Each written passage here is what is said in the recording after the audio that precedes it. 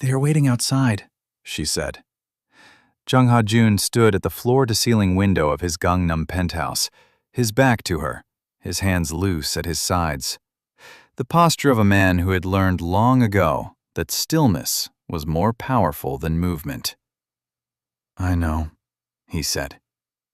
Adeze crossed the room until she was standing close enough that he could not pretend not to hear her. "They are not here to meet you, Ha-jun. They are here to finish what I could not finish 6 years ago." He turned then, slowly. And when he looked at her, there was something in his face that had not been there the night his mistress tore her dress in front of a room full of people. Something that looked almost like reckoning. "Then let them come," he said quietly. "I will not stop them." But that was not where this story started. It started 6 years earlier, on a warm April evening in Seoul, in the elevator of the Lotte Hotel in Chamsil, when the doors slid open and Adeze Okafor stepped inside carrying a garment bag over one arm, a pair of heels that were half a size too small, and the quiet dignity of a woman who had decided months ago that she would not let this city break her. She was a seamstress, not a fashion designer with a studio, a seamstress. She took alterations, bridal work, custom orders from women who appreciated craft over brand names. She had come to the Lotte Hotel to deliver a gown to a client on the 14th floor, which was why she was in the service elevator, which was why the doors opened at the 7th floor and Jung Ha-jun stepped in. He was alone, no bodyguard, no assistant trailing behind with a tablet. Just a man in a dark charcoal suit, the collar of his shirt open by one button, his sleeves pushed to the elbow in a way that suggested he had just left somewhere urgent. There was a bruise above his right knuckle, small, already healing. The kind a man gets when he is too precise to be reckless, but too involved to stay entirely clean. Adeze noted it the way she noted everything. Filed it. Moved her garment bag to the other arm so he had more room. He said nothing. Pressed the lobby button even though she had already pressed 14. The elevator began to move. After 12 seconds of silence, he said, without looking at her, "The bag is crooked." She glanced at the garment bag. It was hanging perfectly. "No, it is not." He looked at her then. Something in the way she said it, not defensive, not flustered, just certain, made him actually look. "You are right," he said. "I apologize." "You do not need to apologize for being wrong," she said. "Everyone is wrong sometimes." A breath of quiet. The elevator hummed. "Is that a general philosophy?" he said. "Or something you tell yourself specifically?" Adeze glanced at him sideways. He had a face made for restraint, all geometry, no wasted expression. She had met powerful men in Seoul before. The ones who knew it always announced it somehow. This one did not announce anything. "Both," she said. The doors opened at 14. She stepped out.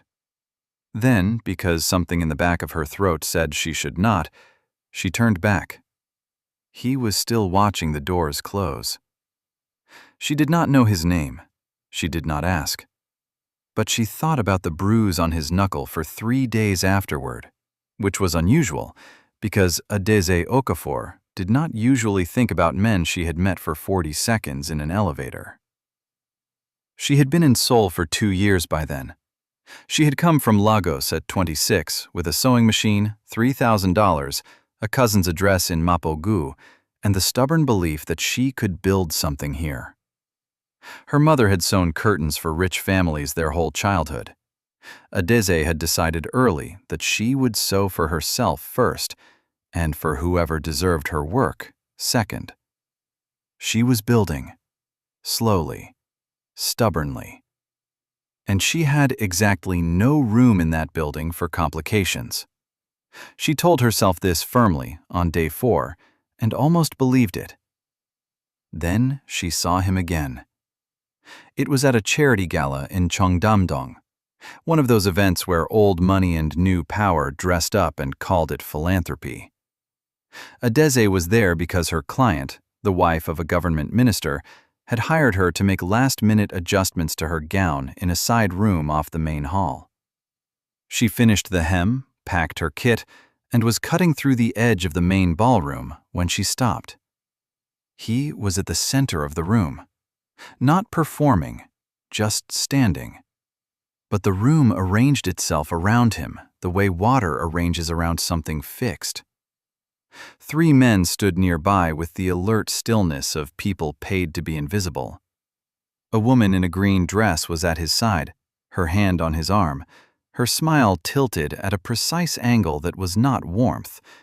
It was strategy. Someone leaned close to Adai's and whispered in Korean, "That is Jong Ha-jun, Jong Group. They say the real business is not what is on the website."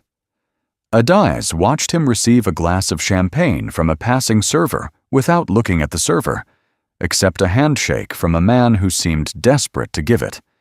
And then, across 50 meters of candlelight and chatter, catch her eye. He did not nod, did not wave. He simply held her gaze for 4 seconds and then looked away as if the room required him back. The woman in green followed his gaze. Her eyes landed on Adai's with the particular coldness of someone cataloging a threat they intend to eliminate. Her name, Adais would learn later, was Choi Seo-yeon. She had been Jong Ha-jun's mistress for 3 years. She had a talent for reading rooms and a hatred for anything she had not chosen herself. That night, as Adaize slipped toward the exit, she found her path blocked. Not by anything dramatic, just a man in a suit who said, very politely, that Mr. Jong would like a word. She almost said no. She should have said no. If you are new to KR Mafia Saga and this story is already pulling you in, hit that subscribe button. There is so much more where this comes from. She said yes. He was waiting in a smaller room off the hall, a sitting room with low lighting and a long window overlooking the Han River. He was alone. The bodyguards remained outside. "You fixed Minister Young's wife's dress," he said. "I did. She told me. She was very pleased." He paused. "I have a contract occasion in 3 weeks, a state dinner. I need someone who can be trusted to do precise work without talking about it." Adaz looked at him for a moment. That is a strange way to commission a dress. I am a strange person to commission from. And the woman in green. Does she know you are making this arrangement? Something shifted in his face. Not much, but enough that she caught it. Seo-yeon does not involve herself in logistical decisions, he said. That is a careful answer. It is an accurate one. Adaze set her kit down on the low table between them. "I will be direct, Mr. Jong. I am a seamstress. I do good work. I do not do work that requires me to be invisible or complicit or anything other than a craftsperson doing her job. If those are your conditions, I am interested. If there are other conditions, I am walking out that door." He studied her. She had a way of holding her ground without raising her voice. Not performance, just architecture. Something in her spine had decided a long time ago that she would not compress herself for anyone's comfort. "Those are my conditions," he said. "Then I will need measurements and a fabric consultation by Thursday." She picked up her kit and left. He watched her go with the expression of a man who had been told something he already knew but had not expected to hear out loud. Over the next 2 weeks, he appeared at her workroom on Mapo-gu 3 times for fittings. Each visit was professional. Each one lasted longer than it needed to. He noticed she kept a Bible on the cutting table, Yoruba script on the spine. He said nothing about it. But on his second visit, he brought a small bouquet of white chrysanthemums wrapped in brown paper, set them on the corner of the table without comment, and sat down. "Those are for grieving in Korean culture," she told him. "I know. I am told they are associated with honesty elsewhere." She looked at him a long moment. Then she put them in a glass of water and kept working. On the third visit, Seo-yeon appeared at the workroom door without warning. She stood in the doorway, looked at Adaeze, looked at Ha-jun, and said in Korean, not caring whether Adaeze understood, "Is this what you have been doing?" Ha-jun answered in Korean that was too quiet for Adaeze to fully follow, but his posture answered louder. He did not move toward Seo-yeon. He did not soften. Seo-yeon left. The door swung closed behind her. Adaeze kept her hands on the fabric. "Should I be concerned?" "No," he said. "That was not nothing." "No," he agreed. "It was not." He did not explain further. But that evening, Adaeze noticed that the street outside her workroom, which sometimes felt empty in a way that made her uneasy, had a black car parked at the corner. Different driver each night that week. Same plates. She was not foolish enough to pretend she did not notice. 3 weeks later, she delivered the finished dress to his Gangnam residence. It was a deep navy, structured at the shoulders, clean at the waist. The kind of garment that did not need accessories because it was complete on its own. She had sewn every seam herself. The housekeeper let her in. Ha-jun was on a call in the next room. She could hear his voice. Low, still. The kind of voice that does not rise when it is serious. It drops. She waited in the reception room. On the side table, there was a glass bowl of tangerines and, next to it, a small thermos. The housekeeper brought her tea without being asked, and when Adaeze glanced up in surprise, the housekeeper said, "Mr. Jong said you prefer rooibos." Adaeze sat with that information for a moment. She had mentioned once in passing, during the second fitting, that she did not drink green tea because of the caffeine, and that she had brought rooibos from home and couldn't find it easily here. He had remembered. He had sourced it. He had not mentioned it. He came into the room 20 minutes later, looked at the dress on the hanger, and was quiet for a long moment. "It is exactly right," he said. "I know," she said. Not arrogance. Statement. He almost smiled. Not quite. But the space where a smile might be was present. They sat for a while in the reception room, not by plan, just by the slow drift of a conversation that kept finding new rooms. He told her the state dinner was for a delegation from West Africa. She told him about the fabric she had used, a Korean silk woven with a West African diamond pattern that she had found in a specialty shop in Dongdaemun. He was quiet for a moment after she said that. "You thought about that," he said. "I always think about that. Who the garment is for, what it means for them to wear it in a specific room." Yes. Another quiet. The apartment smelled of cedar and something faintly herbal. Sol hummed 20 stories below. "My mother was a tailor," he said. It came out of nowhere, soft and brief, the way private things do when a person is not entirely sure they mean to say them. In Busan, she made uniforms for schoolchildren. Adris looked at him. This man who controlled, she now understood, significant portions of Seoul's underworld finance, standing in his own apartment, talking about his mother making school uniforms like it was the only true thing he could offer. "She was proud of it?" Adais asked. "Very." "Then you understand why I don't apologize for being a seamstress." He looked at her with an expression she did not have a clean name for. Not quite admiration. Something older than that. She stood to leave. He walked with her to the door. They stopped at the threshold, both of them aware, both of them choosing not to move. The distance between them was close enough that she could see the slight tension in his jaw, the careful deliberateness of his stillness. "Hajime," he said, very quietly. "Don't." And she did not know whether he was saying it to her or to himself. The door opened.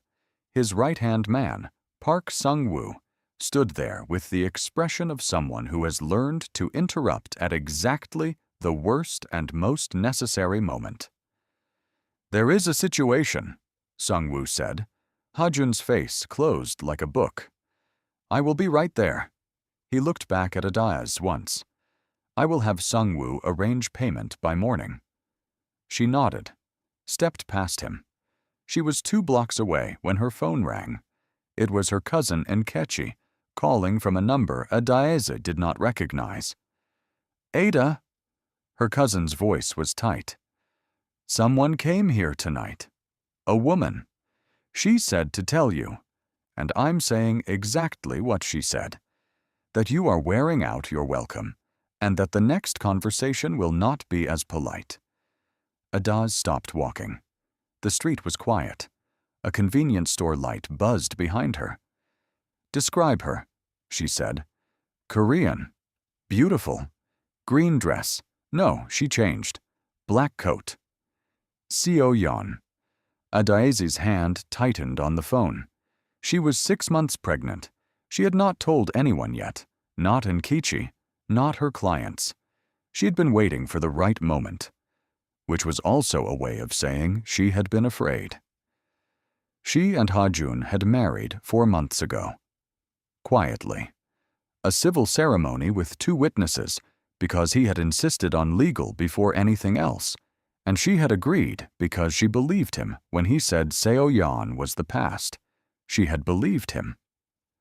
Now Seo-yeon was at her cousin's door, and when Adaeze called Hajun's number, it rang 4 times and went to voicemail.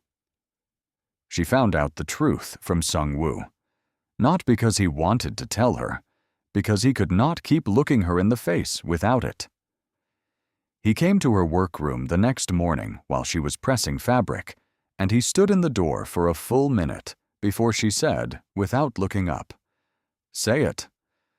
"Seo-yeon has a recording," he said, "from 18 months ago, before you and Mr. Jong, before everything. A conversation where he discussed certain business arrangements, things that could cause problems for the company. For him personally. She has been holding it. She came forward 2 nights ago and said she would release it unless he ended the marriage." Adaozi set down the iron. "And what did he say?" Sung-woo hesitated. "What did he say?" "He said he needed time to think about how to handle it." She breathed through her nose. She breathed through her mouth. She put her hand on her stomach.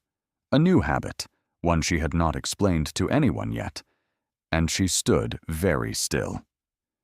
"He did not say he would end it," Sung-woo added quickly. "I want to be clear. He's trying to—" "Where is she?" Sung-woo blinked. "I'm sorry?" "Choi Seo-yeon. Where is she right now?" "Adaeze." "I am pregnant," she said, simply, clearly. "I am 6 months pregnant with triplets. I found that out 8 weeks ago, and I have been carrying it alone because I wanted to find the right moment. And instead, I find out that a woman is threatening my marriage, and my husband is thinking about it." She picked up her bag. "So I will ask again. Where is she?" Sung-woo told her. Seo-yeon was hosting a lunch at a private venue in Apgujeong, a curated little gathering of the wives and companions of Seoul's elite. The kind of event where what is not said matters more than what is. Adaz arrived uninvited. She was 6 months pregnant, and she wore a cream maternity dress that she had sewn herself. every stitch deliberate, the fabric a pale gold at the hem, the kind of dress that asked for a room's attention simply by existing. The room noticed. Seo-yeon noticed. She stood from her seat at the head of the table with the composure of a woman who had never, in her adult life, lost a public moment. "You were not invited," she said. "I know," Adayeze said. "Neither were your threats." The room went quiet, with the particular quality of expensive silence, the kind that costs everyone in it something. Seo-yeon smiled slowly. "You are going to embarrass yourself." "No," Adai said. "I am going to embarrass you." She reached into her bag and placed a folder on the table. Inside it, printed, dated, documented, were the financial records of 5 wire transfers made from accounts traceable to Seo-yeon's father's company to a shell firm that had been used to launder proceeds from a real estate fraud. Not Ha-jun's business. Seo-yeon's family's business. Adayez had spent 2 weeks on this, late nights at her cutting table with documents spread between fabric samples, using every contact she had built over 2 years in this city. No one had helped her. She had done it herself. "That recording you are holding," Adayeze said, "covers 1 conversation. What I am holding covers 14 months of activity. I suggest you think carefully about which of us has more to lose." Seo-yeon's composure fractured, just at the edges, like porcelain under pressure. Her hand went to her clutch. The door opened behind Adayeze. Ha-jun walked in, Sung-woo behind him. He took in the room, the table, Seo-yeon's face, the folder in front of Adayez, and then he looked at his wife. Her back straight, her hand resting on the curve of her belly, her expression completely steady. Something in his face broke open and rebuilt itself in less than 2 seconds. He crossed the room to stand beside her. Not in front. Beside. "It is over, Seo-yeon," he said. His voice was the quiet kind that does not need volume to land. "Whatever arrangement you thought you had, it ended the moment you went to her cousin's house. You would sacrifice. I would sacrifice nothing," he said, "because there is nothing you are holding that she has not already made irrelevant." He glanced at the folder, then at Adayez. "How long have you been working on that?" 2 weeks, she said. He said nothing, but he reached over, very carefully, and took the folder from the table, handed it to Sung-woo. "File it," he said. Seo-yeon sat down. She did not speak again. The room full of Seoul's finest watched her fold, quietly, completely, like a letter that had said too much. If this story is doing something to your chest right now, you are exactly who KR Mafia Saga makes these stories for. Subscribe? We drop new stories every week, and you do not want to miss what comes next. They drove back in silence. Not uncomfortable silence, the kind that sits between 2 people who have just been through fire together and are still checking each other for burns. He pulled over on the Hangang Bridge. The river was dark below. The city glittered on both banks like something that could not decide whether to be beautiful or dangerous.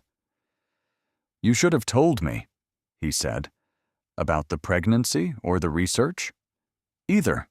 Both." She looked at her hands in her lap. "You were thinking about it," she said. "Sung-woo told me. She threatened you, and you were thinking about it." "I was thinking about how to end her completely," he said. "Not about ending us. I was angry that I needed time to think because I could not be reckless. Not with you carrying." He stopped. His jaw tightened. "How long have you known?" 8 weeks. 8 weeks. "I was afraid of how much I wanted to tell you," she said. "That is not something I do easily. Wanting things from people." He turned and looked at her fully. In the glow from the bridge lights, his face was unguarded in a way she had seen once before. The moment in the elevator when she told him everyone was wrong sometimes, and he said, "You are right," without flinching. "The chrysanthemums," he said. "The first time I brought them, I knew they were grief flowers here. But I also read that in the Igbo tradition, white flowers for a first meeting are a sign of respect," she said softly, "and honest intention. I looked it up because I wanted to say something that was true across both of us." He paused. "That is when I knew this was different, not because of what you made me feel, because of what you made me want to know." Adaiz was quiet for a moment. "Triplets," she said. He blinked. "3," she confirmed. "The doctor said probably boys. All 3. He was still for so long she almost laughed. Then he reached over and put his hand over hers on her lap, carefully, like a man who had been careless with other things for too long and was determined not to be careless with this. "Tell me everything the doctor said," he said, "from the beginning." She did. The recordings Seo-yeon had been holding were submitted anonymously to Seoul's Financial Crimes Division 2 days later. The investigation they triggered caught not only her father's fraud, but 3 other connected parties in his network. Seo-yeon herself fled to Jeju and stayed there. Her name did not appear in Ha-jun's world again. The folder Adaize had built was never formally used. It did not need to be. The woman who built it was not the kind of person who needed to be vindicated publicly. She simply needed Seo-yeon to know, in that room, in front of all those watching eyes, that she had not come unprepared, that she had never, in her life, come unprepared. The boys were born in October: Jong Emeka, Jong Chukwu, and Jong Tae-yang. 3 names, 3 languages. 3 countries collapsed into 3 small boys who arrived screaming, indignant, and fully formed in their opinions about everything from the temperature of the room to who was allowed to hold them. Ha-jun held all 3 before Adaize finished recovering from surgery. Sung-woo took a photograph from the door, not because anyone asked him to, but because he understood that some moments should not be left to memory alone. The workroom in Mapo-gu stayed open. Adaize hired 2 assistants, a Ghanaian student who had come to Seoul for fashion school, and a Korean grandmother whose hands were as precise as a machine and twice as warm. The orders grew. Word moved the way it always moves in cities that notice quality, slowly at first, then suddenly everywhere. She kept the Bible on the cutting table, Yoruba script on the spine. Ha-jun came to the workroom sometimes, on quiet afternoons when the boys were with Nkechi and there was no board meeting demanding his geometry. He would sit in the corner chair, the one nobody else sat in, which was not by design but was understood, and read, and not talk, and occasionally bring rooibos tea already made because he had learned how she took it. Strong, no sugar, a small slice of ginger that she always said was optional and always drank first. She noticed this. She said nothing about it, which was its own kind of language. 6 years after the boys were born, when they were old enough to understand what their father's name meant in certain rooms and what their mother's hands had built against considerable resistance, the 3 of them, in the way children do when they have absorbed their parents' particular form of courage, walked into the boardroom where Ha-jun was meeting with a man who had once been Seo-yeon's family's attorney and asked in the precise, unhurried way of boys raised by a woman who never wasted words, that the man please leave. The man left. Ha-jun looked at his sons, small, serious, impeccably suited for a school photo that had been that morning and had somehow evolved into this, and he said, "Was that necessary?" "Mama said he came here once before," said Amika, the eldest by 4 minutes. "When she was pregnant with us. She said he helped the woman who tore her dress." "She told you that?" "She tells us everything," said Taeyang. "She says we should know where we came from, so we know where we are going." Hajun was quiet for a moment. Through the window behind his sons, Seoul spread itself in every direction. Steel and light, old money and new ambition, a city that had never made anything easy for his wife and had never once managed to break her. "Go find your mother," he said. "Tell her I am done early." The boys left in a cluster of small suits and determined footsteps. He sat for a moment longer. Then he stood, straightened his jacket, and went to find her himself. She was in the building's atrium, standing near the windows, her phone in her hand, her long braids pinned back, in a way that showed the particular line of her jaw, the one that, in an elevator in a hotel in Jamsil, had told him she was a woman who had already decided who she was before he arrived. She looked up when he came in. "Your sons just evicted someone from your boardroom," he said. She did not look surprised. "Good. You told them about Seo-yeon." "I told them the truth. I always tell them the truth. I told them a woman tried to make their mother small before they were born, and their father stood beside her, and then she built something anyway." She paused. "I thought they should know both parts." He stood there in the afternoon light of the atrium, looking at this woman who had arrived in his city with a sewing machine and a decision, and had never once asked him to rescue her. Only, eventually, to stand beside her. "Both parts," he repeated. "Yes," she said. "You do not get to be the whole story. I was here before you." He almost smiled. Not quite. But she had been married to him long enough to know that the almost was everything. "Come home," he said. She picked up her bag. "I have a consultation at 4. "After 4. "After 4, she agreed.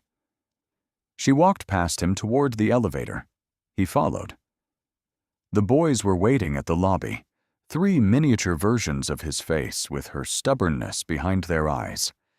And when the elevator doors opened and the 4 of them stepped in together, Hajun looked at the button panel and then at Adaizi, and something in the air between them shifted with the weight of a very old memory. "I once told you your bag was crooked," he said. "It was not," she said. "I know," he said. "I know that now." The doors closed. The city hummed below. And Adaizi Okafor, wife, mother, seamstress, woman who had carried 3 lives through 6 months of a pregnancy that began in silence and ended in a room full of watching eyes, pressed the button for home. And the doors opened at the ground floor. The boys spilled out first, the way they always did, like water finding its own level. Amika went straight for the glass wall, pressing his palm flat against it, staring at the city below like he was memorizing it. Chukwu walked to the security desk to say goodbye to the guard, whose name he had learned on their second visit and never forgot. Taeyang stayed close to his mother, his small hand finding hers without looking, the way a compass finds north without being told. Hajun watched all 3 of them. He had watched them every day for 6 years and still caught himself surprised, not by how much they looked like him, the jaw, the stillness, the way they thought before they spoke, but by how completely they moved like her. That particular quality of decision, nothing performed, nothing wasted. "You are doing it again," Adaz said without looking at him. "Doing what?" "Studying them like a report. They are interesting. They are your sons. You are allowed to simply look at them." He considered this seriously.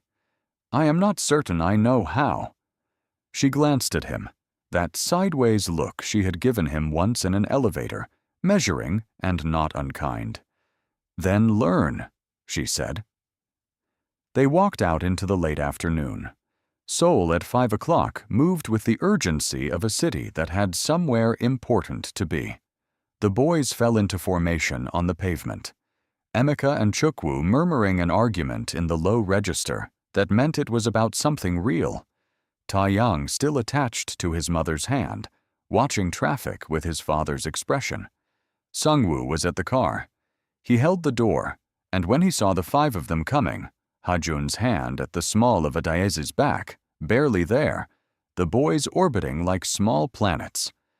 Something moved across Sungwoo's face that he would never name out loud. He had worked for Jong Ha-jun for 11 years. He had watched him walk into rooms where powerful men wanted him gone and walk back out with everything. He had never once, in 11 years, seen him look the way he looked right now. Like a man who finally understood what all the power had been for. "Home?" Sungwoo asked. "Home," Ha-jun said. In the car, Chukwu asked the question that had been the subject of the pavement argument. "Appa?" He used the Korean word deliberately. He rotated languages depending on which felt right for the specific question. Adaeze had never corrected this. She found it quietly magnificent. "The man we told to leave today. He was afraid of you." Hajun looked at his son. "Yes. Why?" A pause. Adoz did not fill it. This was Hajun's answer to give. "Because of choices I made when I was younger," he said. "Some were necessary. Some I would make differently now." "Which ones?" Emika asked immediately. Because Emika could not let a half answer stay half. "The ones that cost other people more than they cost me," Hajun said. The car was quiet. Outside, the Han River appeared between buildings, wide and gray-silver in the evening light. The same river where Hajun had once pulled over and held Adaeze's hand and learned there were 3 heartbeats instead of 1. Taeyang, who had been watching the water, spoke without turning his head. "Mama says power is not what you take. It is what you protect." Hajun looked at Adaeze. She was looking out the window, but the corner of her mouth had moved. Barely. Just enough. "Your mother," Hajun said carefully, "is correct."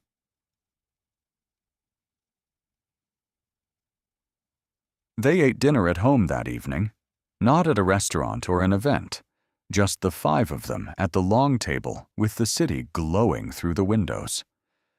Adaeze had made jollof rice because it was Tuesday, and Tuesday had been jollof rice day since before the boys could hold spoons. This was not a rule anyone had made. It had simply become true, the way the best traditions do. Quietly, without announcement, until one day you realize you cannot imagine Tuesday without it. Hajun ate 2 full plates. He had done this from the very beginning. From the first time she cooked in this apartment when she had been nervous without admitting it, and made enough food for 8. He had eaten steadily and without comment until she said, "You do not have to finish all of it." And he said, "I know," and kept eating. After dinner, the boys disappeared to their rooms with the efficiency of children who have negotiated screen time in advance and plan to use every second. The apartment settled into evening quiet, the particular quiet that only exists when children are present but temporarily still. Adaeze stood at the kitchen window with a cup of rooibos, looking at Seoul, the light spreading in every direction like something that could not decide whether to be beautiful or dangerous. The same city that had never made anything easy for her and had never once managed to make her leave. Hajun came and stood beside her. Not too close. The right distance. Close enough to share the view. Far enough to leave the choice with her. "Seoyeon's father," she said. "The case. Where does it stand now?" "Third hearing is next month. His lawyers are running out of ways to delay." "Good." A pause. The city hummed below them. "Ida." He said her name the way he had learned to say it, not shortened, not westernized, the full Igbo weight her mother used when calling from Lagos. He had asked her to teach him once, very carefully, and she had.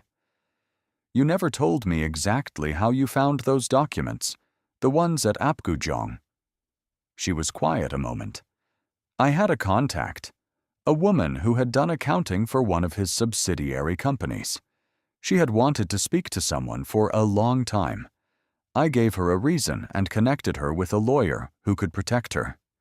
You did that while you were 6 months pregnant. Yes. While I was still deciding how to handle it. Your way takes too long, she said, without sharpness. Just fact. It leaves too much room for people to breathe and regroup. I did not want her to have room to breathe. He was quiet for a long moment.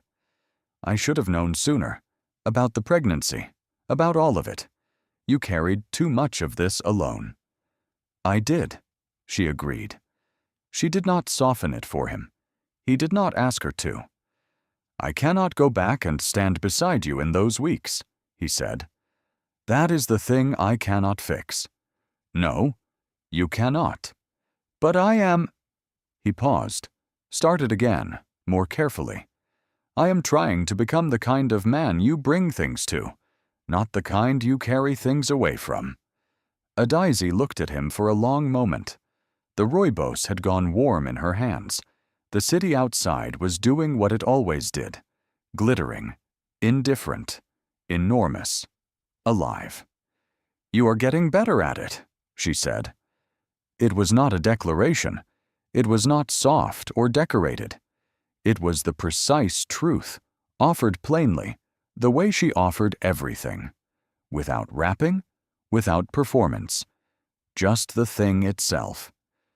Hajun received it the way he had learned to receive everything she gave him. Completely. Without wasting it. Come away from the window, he said quietly. It is cold. She came, and in the reflection of the glass, Seoul blazing behind them, the apartment warm and smelling of jollof rice and cedar, 3 boys somewhere down the hall debating something important in 3 languages at once, she looked exactly like a woman who had built something real. Not because someone handed it to her, not because the city made it easy, but because she had decided, 6 years ago in a hotel elevator with sore feet and a garment bag, and exactly no one to carry the weight for her, that she would not arrive anywhere in this life unprepared. She never had. She never would. This has been KR Mafia Saga. If Adeze's strength moved you today, if you stayed until this very last line, then you know exactly why we make these stories. Subscribe to KR Mafia Saga right now and ring that notification bell.